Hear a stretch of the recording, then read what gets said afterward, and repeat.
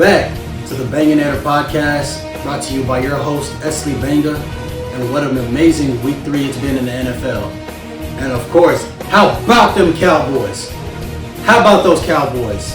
Beating the Giants 23-16 on Monday Night Football, which I was watching the whole entire game.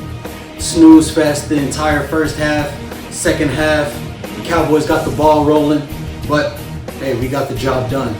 But before I go any further, I just want to say thank you to all my subscribers and everybody who's been watching my videos every week. Thank you so much. I'm so appreciative of you guys. Please continue to subscribe and keep watching my videos so I can make content for y'all every week. But as I predicted, the Cowboys won the game against the Giants. I told y'all it was going to happen, and it happened. I told y'all the defense was going to do its thing. What did the defense do? It did its thing. People like Stephen A. Smith counting us out, picking us to lose against the Giants. I'm like, hold up, it's the Giants. Hold up. I mean, I know the Cowboys aren't always a great team, but it's the Giants we're going up against. It's Daniel Jones. What you mean? People like Molly Karam bragging midway through the game that she's going to wear her jersey the next day to work on ESPN. Nah, stop all that. It's the Cowboys. It's our defense. We stepped up. Cooper Rush continuing to do his thing, passing for 215 yards and 1 touchdown. And that 1 touchdown was to who? None other than C.D. Lamb, number 88. Let's go. He had 87 yards and 8 receptions. So I'm so freaking proud of C.D. Lamb. He stepped up. He did make that one. He did drop that one pass that would have went for a long gain. Would have got me more points in fantasy. We probably would have gotten a touchdown off of that, but he dropped that pass that Cooper Rush just laid in his hands. But CeeDee Lamb, I'm proud of you. Noah Brown and the other receivers, Cooper Rush did a good job of distributing the ball evenly. I'm not going to lie, I was worried about our offense and the game in general in the first half. It was only 6-6 going into halftime. We were playing sloppy. The defense was holding the Giants, but we couldn't score. We could only put field goals on. We could only put 3 points on the board every time. And a lot of those times, it was 3 and outs. 3 and outs, or get a first down or 2 first downs and then punt. So we didn't do a good job in the first half, but it's not about how you start. It's about how you finish. Like I said, we ended the game 23-16. I was disappointed when in the second half, the Giants went on that long drive and Saquon Barkley scored on a long run. Nobody could tackle him. I was extremely disappointed. They got up to 16 points, but then we scored 17 straight points to get to 23. And CeeDee Lamb with that one-handed catch that won us the game. Man, that was a great catch. I didn't even believe that he got I didn't even believe that he got 2 feet in bounds. I was sure like, no, this is too good to be true. But CeeDee Lamb delivered. And how about Ezekiel Elliott? Yes, sir. Keep feeding Zeke. He had 73 yards, 1 touchdown, and he was looking like the Zeke of old from 2016, 2017, a little bit of 2018 before he started declining. That's the Zeke that we need. That's the run game that we need. Complemented with Tony Pollard taking off and getting us first downs when we need them. That's what we need right there. A complementary run game to our passing game. And how about that stellar Cowboys defense? Once again, my prediction was right. Last week I predicted that the Cowboys defense was so good that they would hold the Giants to somewhere in the teens. And they did exactly that. 16 points. We held them to 16 points. 5 total sacks that the defense had against Daniel Jones, with DeMarcus Lawrence getting 3 of them. DeMarcus Lawrence, D-Law, looking like the D-Law of old from 4 or 5 years ago, the one that earned that contract that he has. So the defense is still playing the way that I think they are, and this is championship type defense. If you can hold your opponents to somewhere in the teens, you're going to be, and your offense can score more than 20, you're going to be well off. Surprisingly, Micah Parsons didn't get any sacks. I was kind of disappointed in that fact, but then again, maybe the Giants did a good job of game planning for him. His presence was definitely felt, though. There was a ton of QB pressures against Daniel Jones and 12 QB hits. But how about Trayvon Diggs? Yes, sir. This is the reason why I got this jersey. That game-saving interception at the end. Clutch. I'm telling you, clutch. His first interception this season.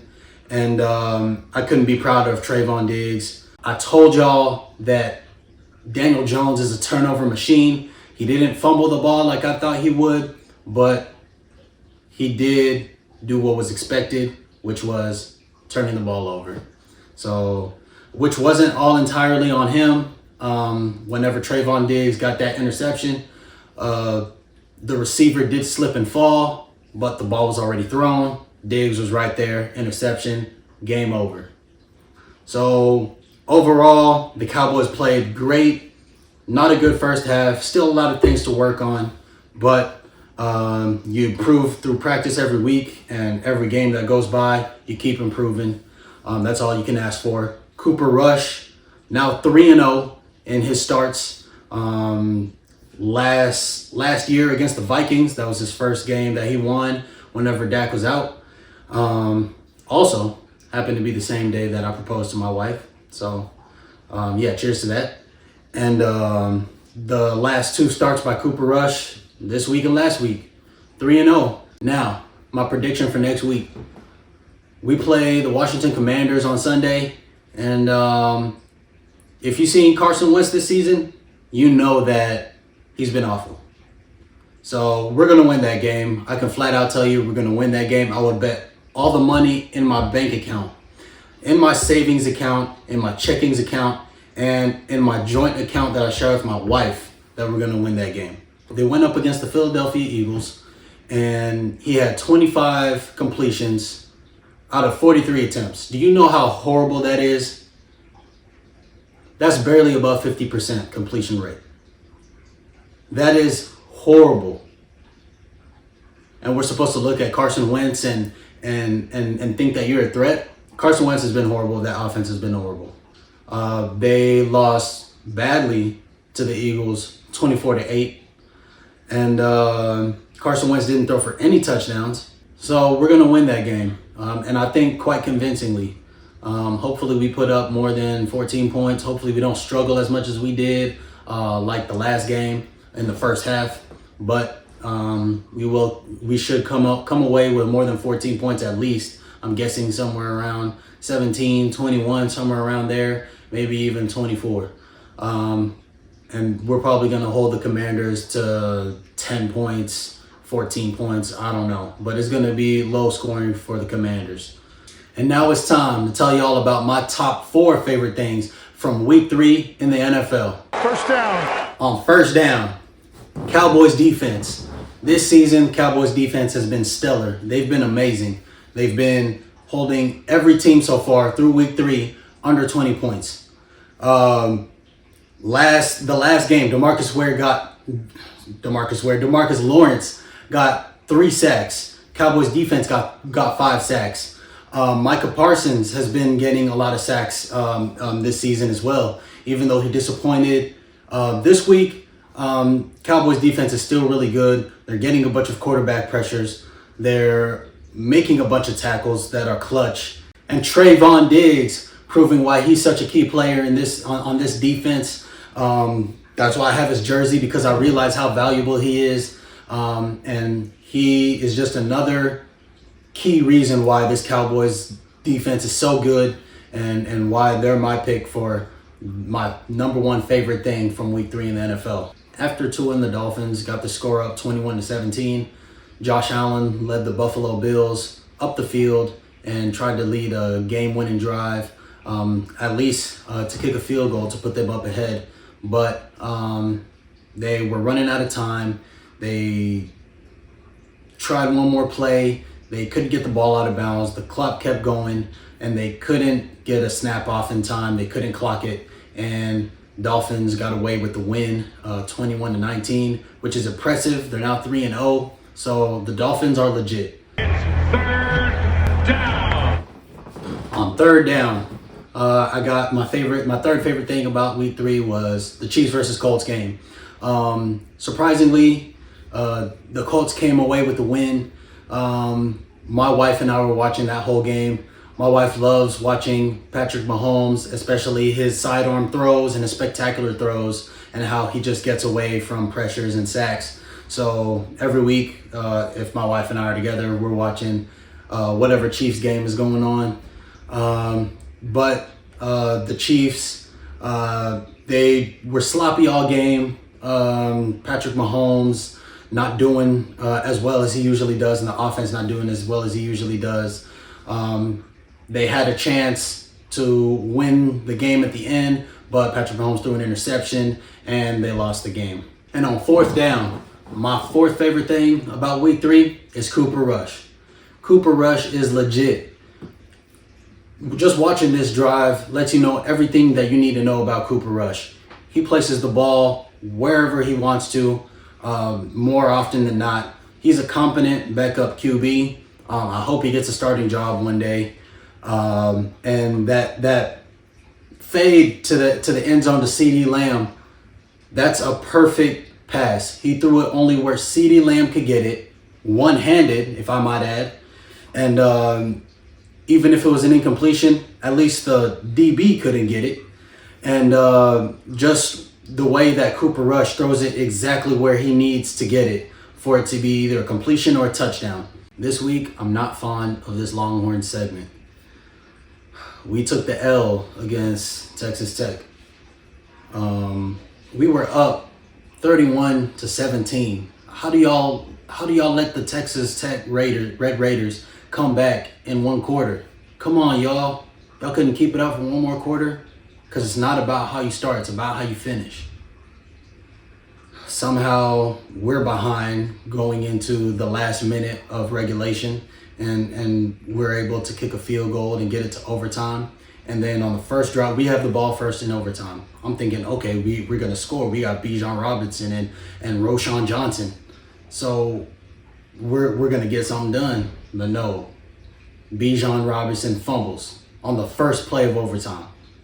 Like, damn, bro. Come on. So that was disappointing. And then all the Red Raiders have to do is score once, even a field goal, score once. And they did that. They scored a field goal because we missed on our opportunity to score when we had the ball. And Texas Tech got the win. I knew it would be close, but I was wrong in my prediction that we would win against the Red Raiders. So it turns out, no, Texas isn't back. Another depressing subject this week that I don't want to talk about, my fantasy. I'm 0-3, guys. 0-3. I'm losing hope. I'm losing hope. I don't know why I can't seem to get the right guys on the lineups that I need. Both Joe Burrow and Devontae Smith got me more points, but they were sitting on my bench because I replaced them. So it's like, how do I know that y'all are going to go off? The first 2 weeks y'all were trash, and then now whenever y'all are on my bench, then y'all want to go off. I know I said that I wouldn't start Tua Tagovailoa, but I was just so down on Joe Burrow because of the first 2 weeks. So I thought Tua would do better with his weapons, Waddle and Tyreek Hill, but it didn't happen. So because of those two decisions, I lost 113-106. I was close, but not close enough. So 0-3 instead of 1-2. At this point, I'm not sure what to do anymore. If y'all have any suggestions, let me know. But now I'm just hoping I get one win. So we'll see next week. So that's a wrap on this week's episode.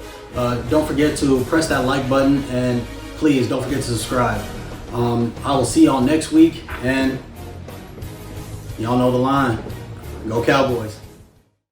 The Banganator podcast is brought to you by Esley Banga, diehard fan of the Dallas Cowboys since 1997.